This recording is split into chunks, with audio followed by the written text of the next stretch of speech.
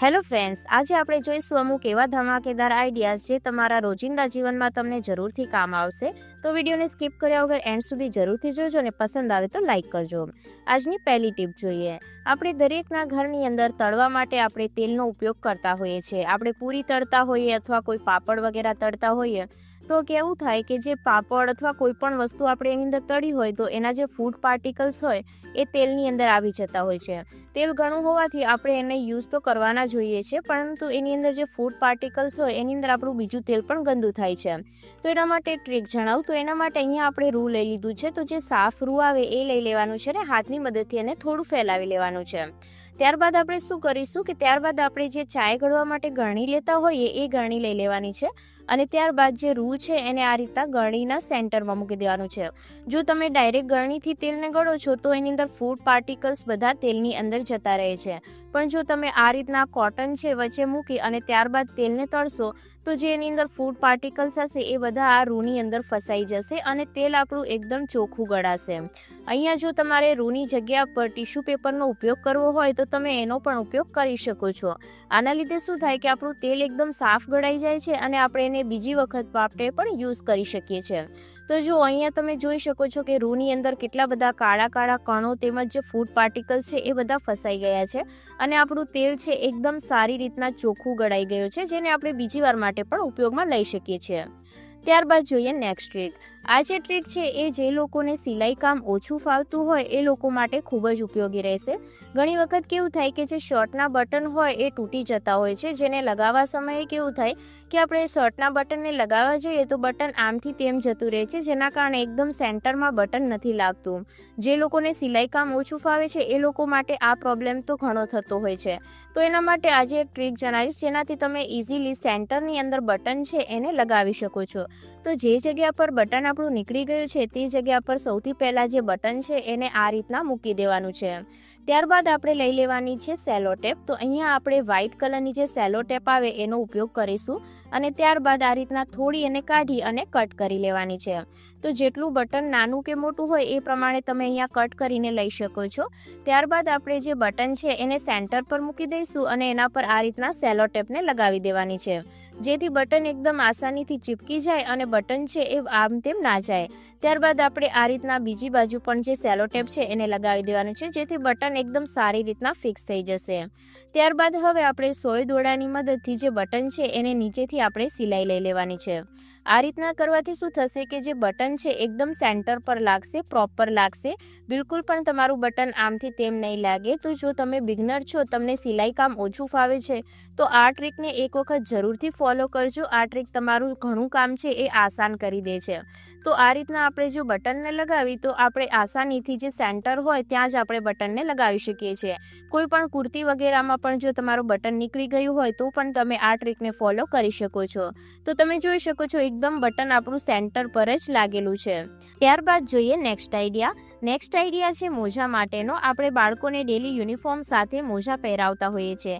અત્યારે શિયાળાની શરૂઆત થઈ ગઈ છે તો આપણે પણ મોજા પહેરતા હોઈએ છીએ, પણ ઘણા લોકોને પરસેવાની પ્રોબ્લેમ હોય છે, જેના કારણે શું થાય કે મોજાની અંદરથી દુર્ગંધ આવવા લાગે છે. તો એવું ના થાય એના માટે એક નાનકડી ટ્રીક જોઈએ.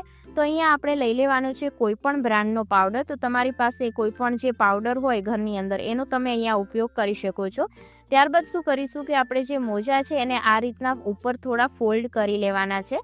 અંદર સુધી આ રીતે ફોલ્ડ કર્યા બાદ જે પાવડર છે એને થોડો આપણે એની અંદર સ્પ્રિંકલ કરી દઈશું આ રીતના.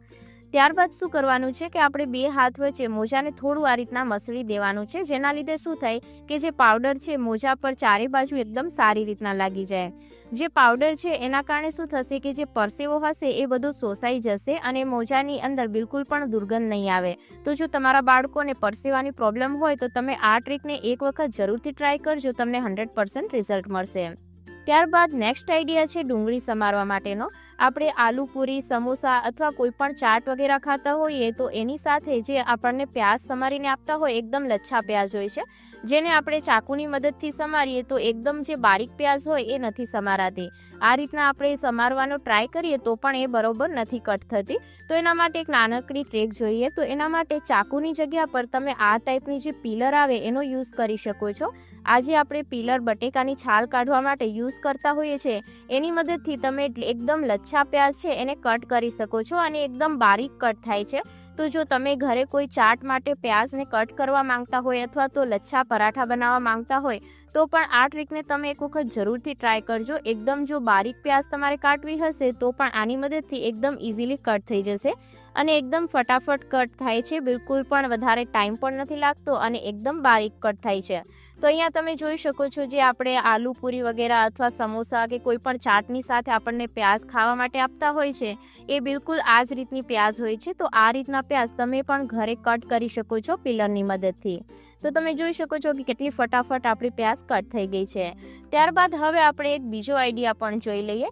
ઘણી વખત એવું થાય કે આપણી પાસે ચાકુ અથવા પિલર બંને આમ તેમ મુકાઈ ગયા હોય તો આપણે જ્યારે ઇમરજન્સીની અંદર પ્યાઝને કટ કરવી હોય તો કઈ રીતના કટ કરવી. તો એના માટે તમે જે ચાય ગળવાની ગળણી આવે એનો ઉપયોગ કરી શકો છો. તો આ રીતની જે સ્ટીલની ગળણી આવે એનો જ ઉપયોગ કરવાનો. તો આ રીતના ગળણીની મદદથી તમે ઇઝીલી પ્યાઝ છે એને કટ કરી શકો છો. આ આઈડિયા ફક્ત ઇમરજન્સી માટે જ છે, પણ જ્યારે ઇમરજન્સી હોય ત્યારે આ ટ્રીક જે છે એ તમને 100% કામ આવશે. આની મદદથી તમે જે બટેકા હોય એને પણ કટ કરી શકો છો. તો ડુંગળીને કટ કરવા માટેની આ ટ્રીક તમને કેવી લાગી મને કોમેન્ટ કરી અને જરૂરથી જણાવજો.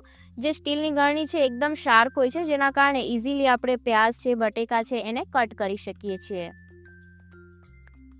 ત્યારબાદ જોઈએ નેક્સ્ટ આઈડિયા. જ્યારે આ કોઈ પણ અથાણાની બરણી હોય અથવા કોઈ પણ બીજી બરણી જેનું ઢાંકણ એકદમ ટાઈટ બંધ થઈ જાય તો એને ખોલવામાં ખૂબ જ આપણને પ્રોબ્લેમ આવતી હોય છે. તો એને ખોલવા માટેની એક ટ્રીક જોઈએ. તો એના માટે આપણે અહીંયા લઈ લઈશું રબર બેન્ડ. તો અહીંયા તમારી પાસે જે કાચું રબર આવે એનો પણ ઉપયોગ તમે કરી શકો છો અથવા કોઈ પણ હેરબેન્ડ તમે અહીંયા લઈ શકો છો. આ રીતના જે ઢાંકણ છે એની ઉપર જે રબર બેન્ડ છે એને આપણે આ રીતના પહેરાવી દેવાનું છે અને ત્યારબાદ આ રીતના આપણે ઓપન કરીશું તો ઇઝીલી જે બરણીનું ઢાંકણ છે એ ખુલી જશે. તો જ્યારે પણ તમારી બરણીનું ઢાંકણ ખુલતું ના હોય તો આ હેક્સને તમે એક વખત જરૂરથી ટ્રાય કરજો. તમને 100% રિઝલ્ટ મળશે અને આ હેક તમને કેવો લાગ્યો મને કોમેન્ટ કરી અને જરૂરથી જણાવજો. નેક્સ્ટ આઈડિયા છે નારિયેલ માટેનો. જ્યારે આપણે નારિયેલની ચટણી બનાવવી હોય ત્યારે હર ટાઈમ પર આપણી પાસે તાજું નારિયેલ છે અવેલેબલ નથી હોતું. તો આપણે સૂકા નારિયેલની ચટણી પણ બનાવતા હોઈએ છીએ, પરંતુ સૂકા નારિયેલ છે ઘણી વખત એકદમ એટલા હાર્ડ બની જતા હોય છે કે જ્યારે આપણે એની પેસ્ટ બનાવીએ ત્યારે એકદમ ફાઇન પેસ્ટ એની નથી બનતી અને જે ચટણી હોય આપણી દરદરી પીસાતી હોય છે. તો એના માટે એક નાનકડી ટ્રીક જોઈએ. તો એના માટે આપણે કોઈ પણ એક બાઉલ લઈ લેવાનું છે અને એની અંદર જેટલું પણ આપણને નારિયેલ જરૂર હોય એટલું આપણે નારિયેલ લઈ લઈશું. ત્યારબાદ એની અંદર જે નારિયેલ છે એ ડૂબે એટલું આપણે એની અંદર ગરમ પાણી ઉમેરી દેવાનું છે. તો અહીંયા ગરમ પાણી ઉમેરી અને આપણે 15 થી 20 મિનિટ એને સાઈડ પર મૂકી રાખવાનું છે. જો તમારી પાસે વધારે ટાઈમ હોય તો ગરમ પાણીની જગ્યા પર તમે સાદું પાણી ઉમેરશો તો પણ ચાલશે. તો અહીંયા જો તમે 15 થી 20 મિનિટ થઈ ગઈ છે અને આપણું નારિયેલ છે થોડું સોફ્ટ થઈ ગયું છે. તો આ નારિયેલની હવે જ્યારે આપણે ચટણી બનાવીશું તો આની જે પેસ્ટ છે એકદમ સરસ રીતના પીસાઈ જશે અને જે બિલકુલ દરદરી પેસ્ટ બને એવી નહીં બને. તો આ ટ્રીક તમને કેવી લાગી મને કોમેન્ટ કરીને જરૂરથી જણાવજો. અને જો આજનો વિડીયો પસંદ આવ્યો હોય તો વિડીયોને લાઇક અને ચેનલને જરૂરથી સબસ્ક્રાઈબ કરી દેજો.